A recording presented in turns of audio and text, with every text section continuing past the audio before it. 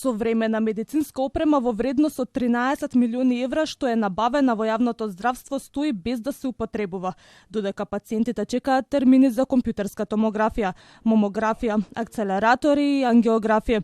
Дополнително друга опрема во вредност од 5,5 милиони евра не се користи со полн капацитет, утврдија државните ревизори. Причините ги лоцираат во небезбедни кадровски и просторни услови. Единствено клиниката за онкологија во Скопје работи со преоптоварен кадар и апаратура. Иако се обезбедени акцелератори и за други јавни здравствени установи, сите услуги во периодот 2021-2023 година ги обезбедува само оваа клиника. Централизацијата на услугата доведува до преоптовареност на установата и персоналот, што може да влијае на континуитетот и квалитетот на третманот на пациентите, пишуваат ревизорите. Линеарни акцелератори за вршење радиотераписки услуги за пациентите со малигни заболувања се набавени за 4 други здравствени установи, но до денот на ревизијата 5 не се ставени во употреба.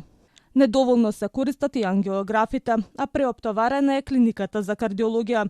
Ревизорите констатираат и дека процесот за закажување и евидентирање на услуги со ангиограф не е унифициран, а јавните здравствени установи не постапиле во целост по задолжението на Министерството за здравство за подобрување на системот за упатување и закажување преку мој термин.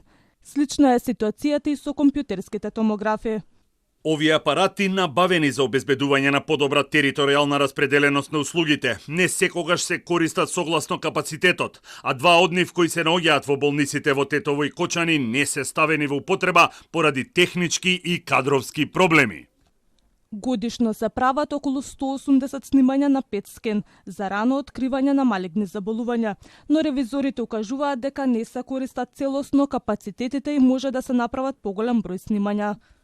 Утврдени се пропусти во евиденцијата на податоците во мој термин, односно има помалку прикажани услуги кон фондот и ненаплатена партиципација од страна на јавните здравствени установи во износ од најмалку 247.000 евра.